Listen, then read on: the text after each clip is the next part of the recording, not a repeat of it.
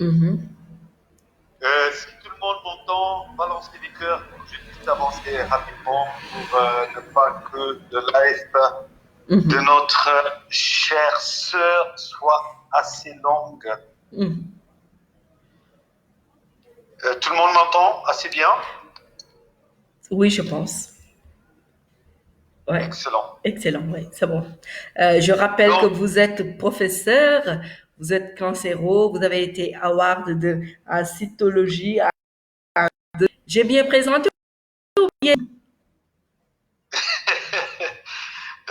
bon, disons que je suis un ancien du Sacré-Cœur, des Sainte-Marie de Anne. Mhm. Bon, je pense que sur les réseaux sociaux, n'y est Mhm. normalement. Mhm. Mais bon, je, je suis né au Sénégal et j'ai grandi ici dans la Suisse. Voilà. Voilà. Docteur, on va commencer par d'abord, c'est quoi le coronavirus Covid-19? C'est quoi exactement? Alors, le coronavirus, allons droit au but. Le coronavirus, ce n'est pas un virus qui est déjà actuel. Il n'est pas nouveau. Bien Mhm. saoul. Bien saoul. C'est-à-dire, sont-ils aidés, grippe espagnole, oui, c'était en 1919. Mhm. Moom dafa def 20 millions de morts. Wow. Après 1968 69 Mhm. ñu amaat beneen grippe bu nga xam ne grippe Hong Kong qui a fait entre 2 et 3 millions de morts. Allô? Allô? Oui, oui, je vous entends. On vous entend. On vous écoute. Allô? Allô? Allô? Oui, oui, on vous écoute, professeur. Je vous entends, on vous écoute. On va nous couper au maximum. Professeur, on vous entend. Je vais peut-être raccrocher et le rappeler. Non, non, non, je suis là. Ah. C'est ce que je te dis. Tu vois, Mhm. ces genres de coupures, c'est ce que tu vas avoir avec moi durant un moment. Aïe. C'est dommage. Donc, Mettez des cœurs, partagez le live parce que je pense que nous avons tous intérêt à écouter ce que dit le professeur Celestino. Ñun ñëpp ñoo ciy jëlee xam-xam, ñun ñëpp ñoo ciy jëlee nu ñuy prévenir le coronavirus. Donc partagez et mettez des cœurs pour que mu bañ a couper. donc, suñu jëlee 1919 moo doon grippe espagnole bi. Mhm. Après 1968 mooy grippe Hong Kong. Encore. Si on prend 2019, c'est une période, elle est périodique de chaque 50 ans. D'accord.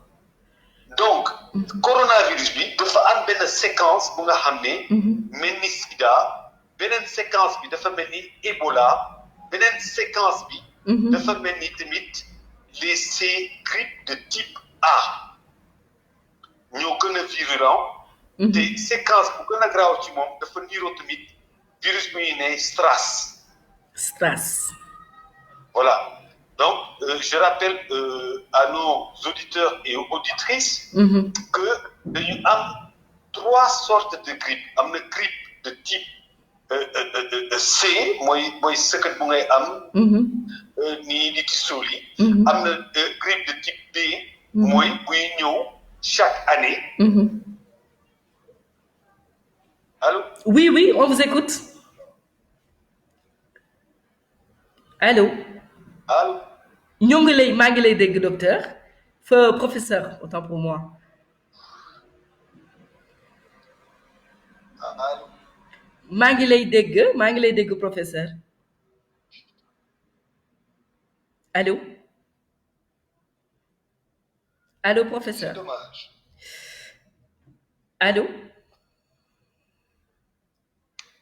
Allô, professeur, je vous entends. Dem di ñëw. Ah.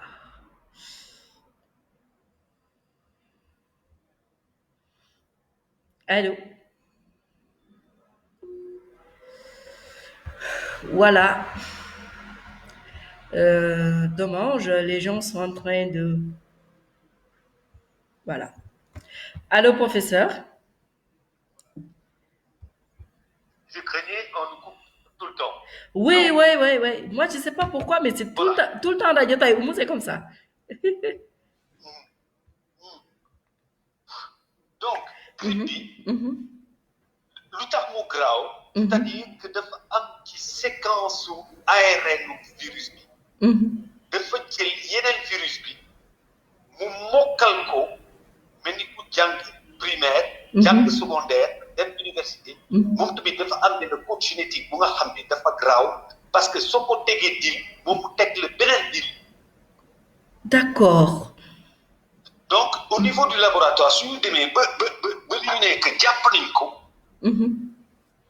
mu changer code même ni ce code de ton ordinateur ou bien ton code de ta carte bancaire. D'accord. Donc suñu jëlee par exemple dans la latitude au niveau de la latitude tu as la longitude ça c'est les heures ça te donne les heures mais sur la latitude suñu jëlee Chine par rapport à l'Inde par rapport à l'Iran par rapport à Sahara désert par rapport au Maroc, etc., par rapport à l'Italie. Et ce virus peut s'adapter à tout moment, à n'importe quelle température. D'accord. Donc, suñu nee lu tax du laal nit ku ñuul mais c'est des histoires à ne plus en finir. Affaire bi dina yegg si ñun. dina yegg sama dëkk. Mais avec quelle expérience lay dugg Afrique parce que def na expérience su Chine def na expérience su États-Unis def na expérience su Italie mu ngi waaj pour ne pas dire dugg na ba pare dugg na ba pare maintenant ñun est-ce que nous sommes prêts? Non, nous ne sommes pas prêts. Parce que am na benn temps incubation dañu ne 15 jours ce n'est pas 15 jours. Ah bon? C'est entre 28 et 32 et 40 jours parce que am na ay li ñu ko waxati ay porteurs asymptomatiques.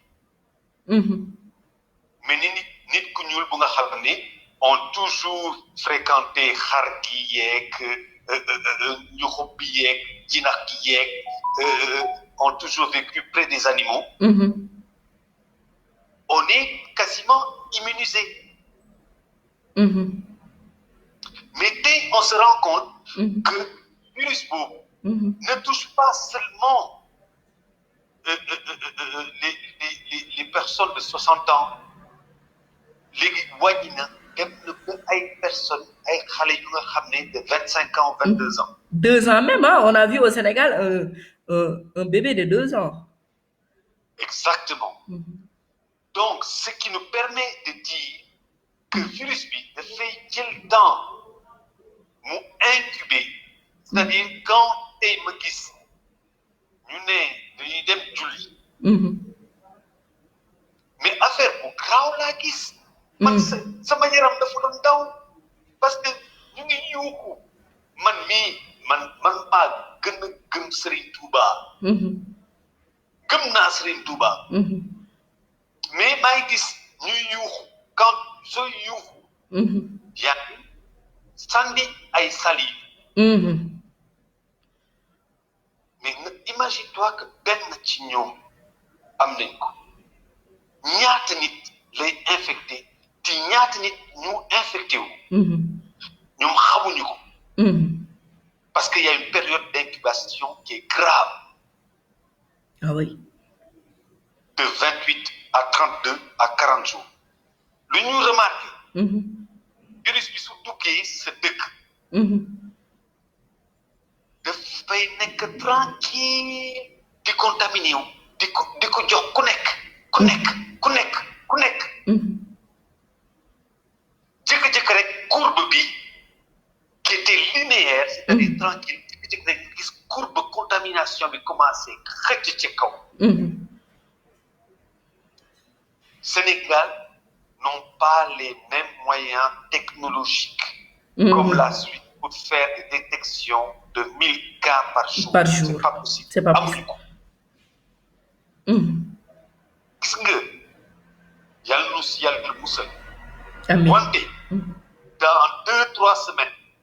nañu teg des agents de santé devant les cimetières ñu commencé di xool ñaata nit mooy faatu chaque jour s'il continue comme ça dama la ne nañu teg devant la porte de chaque cimetière benn agent de santé publique benn agent de militaire de service d'hygiène ñu xool ñaata nit la ñuy dem suuli foofu ngay xam est-ce que c'est normal ou c'est pas normal. Allô. maa ngi lay dégg. gis nga États-Unis ñu ngi calculer d'ici la fin de la semaine il y aura plus de 24 000 à 40 000 contaminés. te ñu ngi ne que que l'Italie a plus de morts que la Chine actuellement. dañuy fen Italie cercueil la ñuy dem suuli. Chine four crématoire amul cimetière dañ lay lakk. ay. amul cercueil de. four crématoire lañ lay dugal lakk la. donc les fours par exemple en Chine ont fonctionné 24 heures sur 24 jour et nuit donc kenn xamul ñaata la ñu lakk. et la Chine c'est 1,5 milliard d'habitants. Et l'Italie c'est 80 millions d'habitants. Ñun Sénégal on fait 15 millions ou plus. 15-16 millions avec des étrangers. Nous en Suisse on est 8 millions d'habitants et sur les 8 millions d'habitants on calcule entre 60 et 80% de la population risque d'être contaminée dans les semaines à venir. Donc nous, rien que nous, on a un chiffre de n à la puissance 2. C'est-à-dire que chaque 2 jours, on a 1000 nouveaux cas. Actuellement, nous sommes à plus de 5000 cas depuis le corona R0. Le corona numéro 0. Le corona numéro 1. Nous sommes déjà à 5000 cas contaminés. Et ce que l'État du Sénégal nous donne comme chiffre, on est toujours entre 29 et 38. Et 38. Contaminés. Hey. Donc il y a anguille sous roche. Gis nga courbe bu nga xam ne c'est linéaire, c'est-à-dire mu ngi ci suuf ba léegi. mu ngi ci suuf ba léegi. Donc virus bi mu ngi contaminé. mu ngi liggéey ci suuf. te maa ngi ko doon wax depuis le mois de janvier. Ça fait janvier, février, mars. virus bi mu ngi liggéey ci suuf. te su mu demee ba def mutation corona de type africain corona de type Afrique de l'Ouest. ba mu jël température bu nga xam ne mu toog ba mu teree bien. te lay ñëpp te rek lay def digga. Macky Sall, pour ne pas dire le gouvernement du Sénégal, était toujours dans la référence par rapport à la France. Donc, jëluñu ay décisions assez rapidement. njuuxu bi bu nekkoon Italie dugg na Sénégal. coronavirus bi dugg na Sénégal mu ngi léewtoo mu ngi def gentiment dugg na. Le problème, combien seront contaminés dans les semaines à venir officiellement? Est-ce que nous avons assez de stock alimentaire? yow bu nga xam ne kii su mu lekkee tey le matin du lekk tey le soir bu nga xam ne mu ngi lijjante du ko ñaga njaay yi di dem uti du dem lekk bu dem kii kooku soo ko tegee en quarantaine tëj ko këram nu muy lekki nu muy naane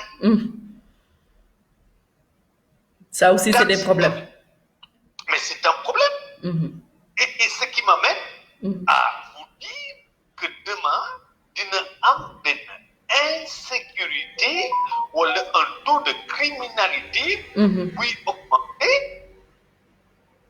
draconiennement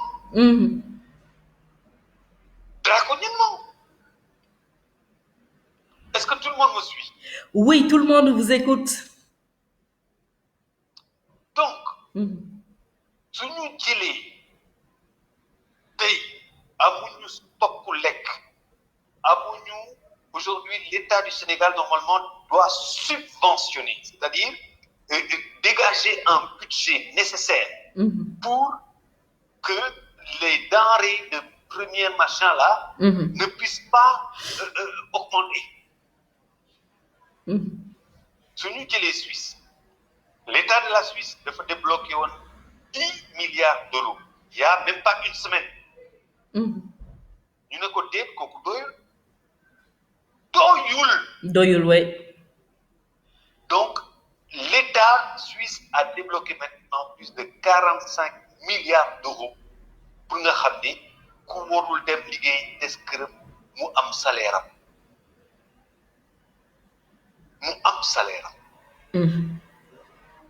L'État du Sénégal, le CFA, dépend de la France. Est-ce que nous avons assez en stock alimentaire on pourra nourrir le peuple du Sénégal dans son ensemble pour 2-3 mois. Et ce qui nous pousse la réflexion, ce qui me pousse la réflexion, moi, il y a tellement de sous-traitance, c'est-à-dire nous dem toujours di dem jëli suñu marchandise Italie, dem jëli suñu marchandise Chine, dem jëli suñu marchandise États-Unis,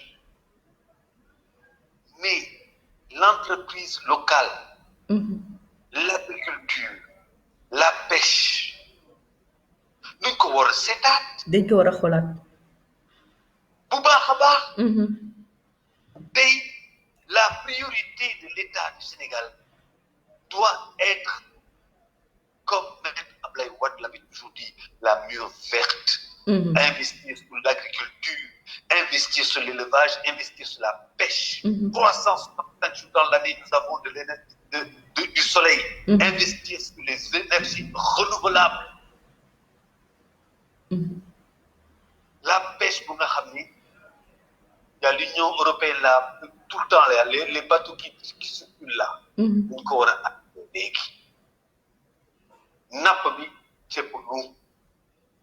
Nous sommes en période de crise. Donc, plus de bateaux étrangers pour nous n'a pas même le djinn, il sera en quarantaine pour la population sénégalaise. C'est important. Donc, premièrement, yàpp ñu bàyyi yàpp bi ñu dem lekk bu nga xam ne mu ñuy njëriñ tous les jours mooy jën gi beneen bi accentuer tout de suite les cultures hors saison c'est-à-dire dugub bi maïs bi sorgho bi ñu def ay suñu bool bu nga xam ne mooy cere jën on va manger local maintenant. On va donner la priorité di lekk local, les entreprises locales et les artistes locaux mettre maintenant la formation continue ci béykat yi, ci nappkat yi, et on va manger bio. Parce que un État n'a pas d'amis. Un État n'a pas d'amis. Un État a seulement des intérêts. Professeur, c'est-à-dire qu'aujourd'hui, nous avons compris, c'est-à-dire qu'aujourd'hui, internautes yëpp comprendre nañu danger bi nga xam ne coronavirus am na ko et que comportement yi nga xam ne nii ñu ngi continuer di ko am, ça ne fait qu'aggraver la situation et que nous devons nous attendre au pire. Au pire, parce qu'on continue nos rassemblements, on continue, on fait comme si rien n'était, et vous venez d'expliquer surtout le danger bi nga xamante ni nii virus corona am na ko. Mais nous avons vu aussi la semaine passée le message du président Karim Meïssa Wade à l'endroit des Sénégalais. Yow naka nga ko jàngatee? Gis nga son excellence et le frère Karim Meïssa Wade, mais dafa lancer benn affaire personne n'a compris. Karim Meïssa Wade est à côté du roi du Qatar.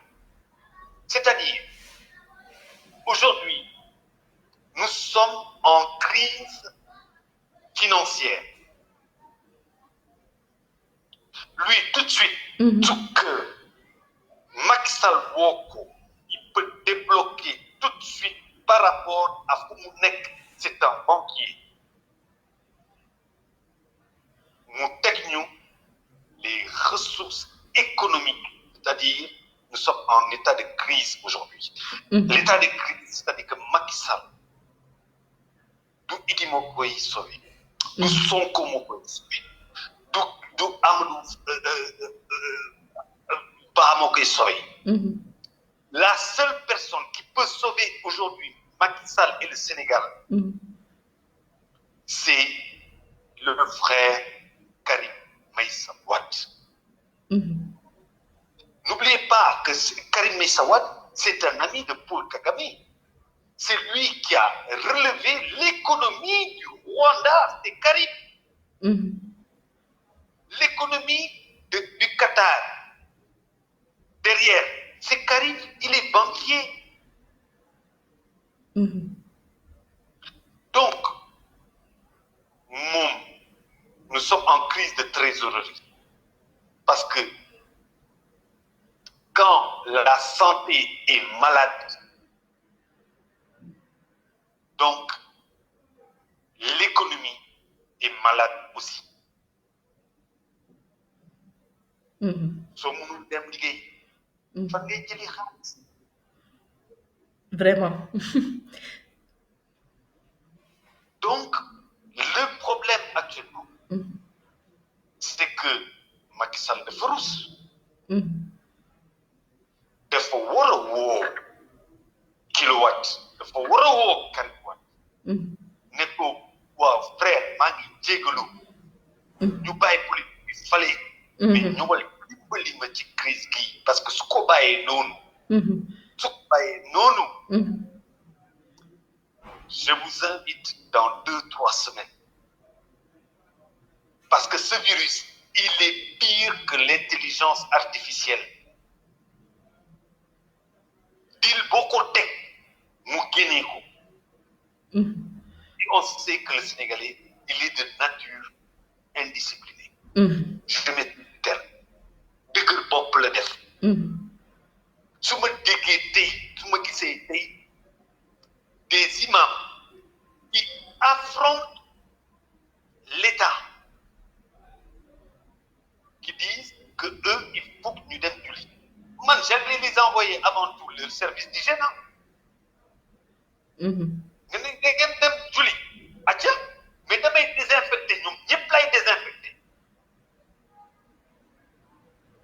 ñoom ñëpp lay désinfecté. Ku war a dugg jàkk bi dama lay désinfecté, jox le masque. Désinfecté la.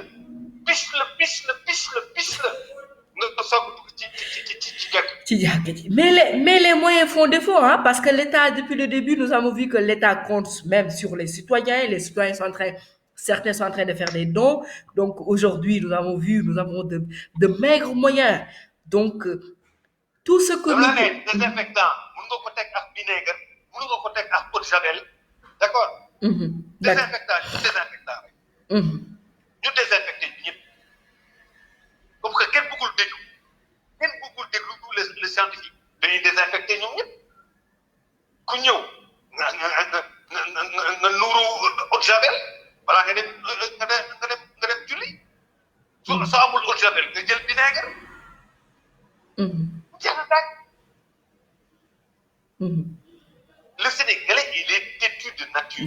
Et il a pris les habitudes de la France. Voilà. C'est ça. Voilà. Nous avons été mal colonisés. Voilà. Voilà. Bon, professeur Célestino, je pense que vous avez expliqué d'abord la maladie, virus B. Donc, aujourd'hui, internautes, vous êtes bien informés de comment virus B non la mel.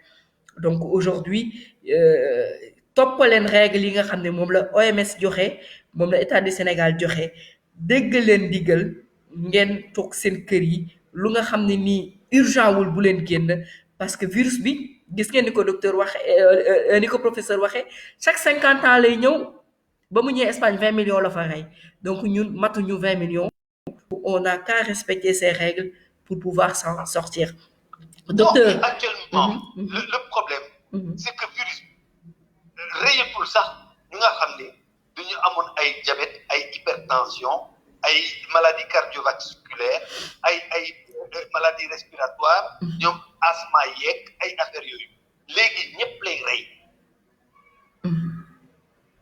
ñëpp lay rey lu tuuti luy ndaw yuy maget wala yu jeune lépp lay rajax donc même ici il y a des règles yu ndaw mooy desal sa kër bul dugg ci transport yu mag yi bul dem ay mboolo yu bëri te l'État du Sénégal doit tout faire pour wàññi tout ce qui est alimentation qui coûtait 100 francs teg ko 50 francs Ah, parce que nous avons vu que même les gels antiseptiques là, antibactériens, malheureusement, le prix avait flambé cette semaine dernière. Moi-même, je dénonçais ça sur ma page Facebook, des gels qui coûtaient 5 000 francs, alors que sans cette maladie, à 1 000 francs à la dondière, donc il faut que l'État aussi prenne ses responsabilités. Et ça, maintenant, c'est un truc qui doit être vraiment surveillé, non seulement par le ministère des Affaires étrangères, c'est-à-dire l'armée, et tout armée doit être accompagné par le ministère de la Santé, qui, hélas, dans son incompétence par excellence, n'a pas pris les mesures nécessaires et joue maintenant aux pompiers. Et joue maintenant aux pompiers. Gis nga tout dernièrement léegi la ñuy soog a woo kii Mboup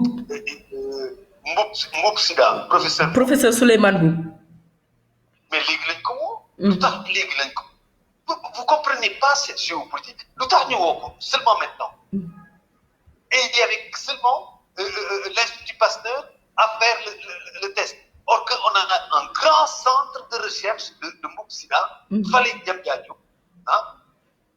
Donc, c'est-à-dire que chaque fois qu'ils font le test, c'est l'Institut Pasteur qui dépend de la France qui encaisse l'argent. Donc, nous, on n'a même pas fait l'Institut national de nous fier de l'être. Voilà, professeur, gis nañu c'est-à-dire benn lettre de recommandation boo xam ne benn projet bu président Abdoulaye Wade amoon en 2008 projet création benn institut est-ce que vous pouvez revenir sur cet institut est-ce que tey su fekkoon ni institut boobu noonu tabaxoo daj ko est-ce que tey dinañu am problème yi nga xamante ni am nañ ko pour vaincre cette pandémie. Voilà, tu as touché un point très sensible. Effectivement, Maître Ablaye Wade, je pense qu'il est en train de suivre le live, ainsi que Karim Wade. Au passage, maa ngi nuyu tamit son excellence Bachir Diawara, ñoom Bara Gueye, ñoom keneen ki président Doudou Wade. Oui, Doudou Wade. maa ngi gis sànq ay commentaires am si live bi. Je sais que ñu ngi si live bi. Je sais que ils sont tous dans le live. Sans oublier le président de la diaspora aussi, PDS. Pape Sayer. Oui, Papa Sayer. Papa Sayer, maa ngi lay nuyu tamit. Me fait un clin d'œil de l'autre côté. Maa ngi koy nuyu tamit ñoom Saliou et tout le monde. C'est vrai. L'idée de Pape Ablaye Wade, on s'était rencontrés ici en Suisse à Davos. Mu woo ma j'ai besoin de toi. Ba ma ñëwee mu ne ma j'ai besoin d'un centre d'excellence en sciences médicales, en technologie, de l'anti-âge, des tumeurs et des cancers et des cellules souches régénératives. Et c'était déjà, en ce temps-là, il était déjà très visionnaire. Mu confier mon projet. Les Israéliens, en ce temps-là, avaient déjà mis sur la table 500 millions d'euros. Qatar n'est OK.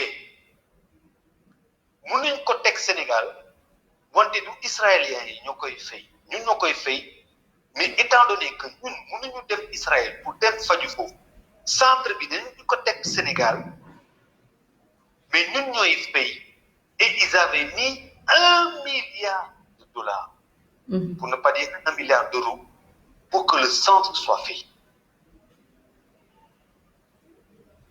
Et Maître Ablaye Wade m'avait confié le projet. Bon mu doon dem comme que c'est un projet d'État mu woowaat ma jox na ko Macky Sall pour mu continuer la continuation de l'État. Donc man dem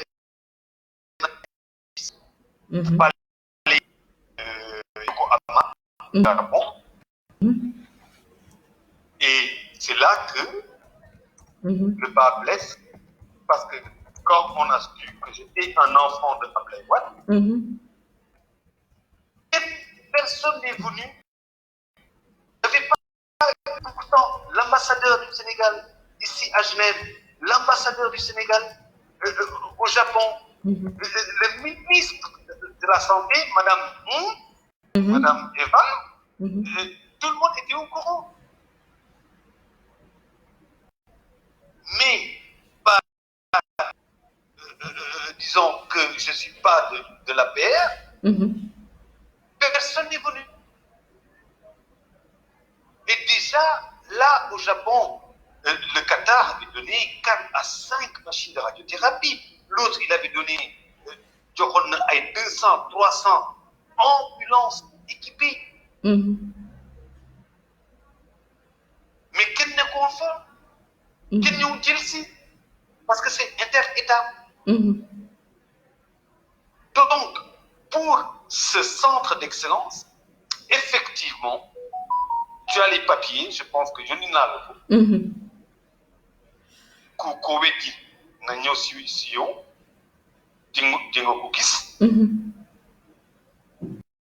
soo bëggee mun nga ko won ci sa live bi mun nga ko won comme ça ñëpp gis ko. Voilà. Et vous allez voir que c'est daté. C'est daté. Ablaye Wade était un visionnaire. Ouais, il est un visionnaire. Et sur le plan de la santé, professeur, est-ce que vous pouvez nous rappeler aussi des efforts, des réalisations du président Abdoulaye Wade entre 2000 et 2012 ak yenn projet yi nga xam ne nii les gens n'ont pas su le continuer aussi. En fait, celui qui a freiné Abdoulaye Wade, c'était son rapprochement avec Kadhafi. Parce qu'il voulait faire l'Union africaine. Donc, être dépendant au niveau économique, avoir une propre monnaie, faire la muraille verte, investir sur l'agriculture, investir sur l'élevage, avoir l'autosuffisance alimentaire. L'autosuffisance alimentaire, c'était quelque chose qui était très, très important pour mettre président Abdoulaye Wade. Et quand il a fait sortir Bolloré, il a fait sortir les Eiffage et tout ça, le port et l'aéroport. C'est pourquoi d'ailleurs, on def aéroport Gatsby, oui. Pour ne plus être dépendant des Français. Et là, et d'ailleurs, il était allé jusqu'à enlever les bases françaises au Sénégal. Du Sénégal, oui. Voilà. Et là, pour lui, il avait déjà signé son arrêt de mort. Voilà. Et d'où est né le complot du siècle. Exactement. Voilà. Merci beaucoup, professeur. Merci beaucoup, professeur, pour la disponibilité et merci d'avoir été très clair avec nos internautes. Ok. Merci. Allez, à tout à l'heure. Allez, merci beaucoup. Voilà, c'était le professeur Celestino Prera qui a été très clair, je pense, qui a commencé avec l'historique du coronavirus en 1919, en 1819, en 1919 et en 2019. Donc voilà, et un virus très dangereux boo xam ne day muté wu day changé wu donc expliqué nañu ni virus bi dugg na fi en douceur et que mu ngi jéem a adapté wu ci nu muy duggee ci yaramu africain surtout en Afrique de l'Ouest. Donc mes internautes waa mbokku Sénégal nañu xoolaat suñu comportement nañu xoolaat nañuy doxalee nañu respecter les règles yi nga xam ne OMS joxe na ko mooy nañu raxas suñuy loxo chaque 1 heure de temps nañu moytu mbooloo nañu moytu aussi di nuyoonte je sais que du yomb parce que si suñu culture la yenn ci suñu culture la nekk donc du yomb may féliciter il y a l'honorable député Waré Sarr mi nga xam ne nii faut suspendre tournée bi mu doon def ndax coronavirus bi ngir mën a ñëw toog pour respecter aussi les règles donc may ñaan askan wi yëpp ñu remercier encore Karim Wade ci message de soutien bi nga xamante ne nii def na ko à l'endroit du peuple sénégalais mais surtout je pense que le professeur Celestino dafa wax lu am solo muy que Macky Sall, il est temps d'unir tout le monde. Il est temps d'appeler tout le monde, principalement le président Karim Meïssa Wade mi nga xam ne dañu nar a dem ci crise économique bu mag mi nga xam ne nii jàppale na ay réew Celestino wax na ko wane na ko jàppale na ay réew pour ñu génn si donc woo ko ñu bàyyi lépp ci ginnaaw ñu sauver suñu askan mi nga xam ne nii ñun ñëpp ñoo ko bokk ba pare lenn lu ñu def ñu soog ko def donc sur ce je dis merci à tout le monde. Merci d'avoir été dans Jotaay Oumou. Donc, Jotaay Oumou, que je rappelle, dafa bokk ci programme secrétariat national chargé de la communication interne et des réseaux sociaux. Les lundis, nous avons le matin, chronique yi nga xamante ne nii moom la Wade Camara di def. Le soir, nous avons Baatu Askan Wi avec Mamadou Dem. Les mercredis, nous avons la Lionne qui a fait un très bon live. Excellent live avec le docteur Tito Tamba, Abdou Khadou Diokhane et Mamadou Seck de Paris le mercredi passé. Aujourd'hui, vous étiez dans Jotaay Oumou avec le docteur Mamadou Seck qui est revenu sur le rôle des partis, surtout de l'opposition. Et nous avons terminé avec le professeur Célestine Préra mi nga xam ne ñëw na lu yaatu côté technique du virus bi mais aussi côté prévention wax aussi li nga xamante ne nii noonu la virus bi di évoluer donc je dis merci à tout le monde. Les samedis vous aurez ay éditorial dans Ëttu Libéraux yi suivez et aimez la page Ëttu Libéraux yi lépp fii lay xewee donc samedi vous aurez l'éditorial de docteur Mamadou Seck. Le samedi suivant vous aurez Al Ousseyni Diallo de la Fédération de Paris et le samedi suivant vous aurez l'éditorial aussi de Oumou loolu mooy programme mu Ëttu Libéraux yi. Les dimanches aussi nous avons notre frère Amadou Dramé en live donc voilà, aimez et suivez, partagez les lives parce que c'est très instructif. Aujourd'hui tout le monde dañu war a jàpp ci xeexu coronavirus bi comme ni Karim Wade taxawee ci kanu Sénégal wane cofeelam ñu mu leen wane ànd ak ñoom pour mën a xeex ce virus. Sur ce on va chanter encore hymne. Bon, professeur, avant ñuy tëj professeur Celestino, je rappelle que cet institut de santé dont on parlait, que peut-être avec l'arrivée du président Karim Meïssa Wade, on pourra le réaliser pour que Sénégal am institut de santé boo xam ne nii dafay performant mën a nekk au niveau mondial. Donc voilà.